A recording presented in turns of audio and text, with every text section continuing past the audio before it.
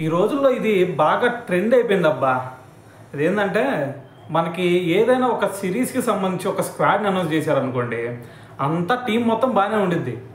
అయితే దాని తర్వాత ఎవడో చూసి అరే టీంలో అందరు బాగున్నారా, ఆ ప్లేయర్ లేడురా, ఆ ప్లేయర్ లేడు, ఆ ప్లేయర్ ఎందుకు లేడు ఇప్పుడు అడగాల అని చెప్పేసి ఒకడు మొదలు పెడతాడు ఒక వీడియో.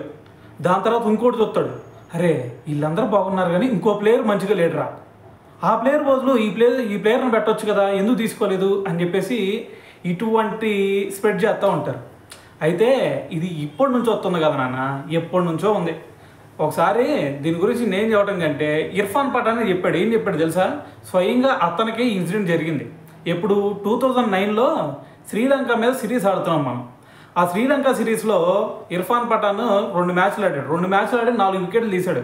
ఓకే, మంచి ఫామ్లో కనిపిస్తున్నాడు. నెక్స్ట్ న్యూజిలాండ్ సిరీస్కి కూడా సెలెక్ట్ చేస్తారనుకున్నారు. సెలెక్ట్ అయ్యాడు. సెలెక్ట్ అయిన తర్వాత న్యూజిలాండ్ సిరీస్లో ఏం జరిగింది తెలుసా? ఒక్క మ్యాచ్ కూడా అతనికి ఛాన్స్ ఇవ్వలేదు. సరే, అక్కడి వరకు బాగానే ఉంది.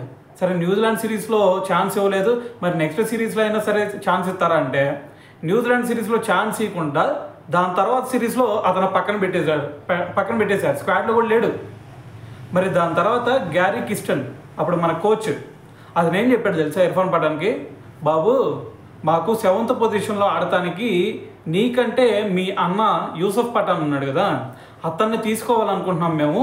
సో ఈ ఒక్కసారికి ఏమనుకో, అతను మాకు కావాలి ఆ పొజిషన్లో, అందుకని చెప్పేసి నీకు ఛాన్స్ లేదు స్క్వాడ్లో అని చెప్పేసి చెప్పాడంట.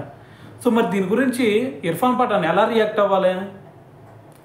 సో దాని గురించే రీసెంట్గా చెప్పాడు. ఎప్పుడు కూడా మనకి ఆ స్క్వాడ్ ఏదైతే ఉండిద్దో ఆ స్క్వాడ్లో మనం ఎప్పుడు ఉంటామో తెలీదు, ఎప్పుడు బయటకు వస్తామో తెలీదు.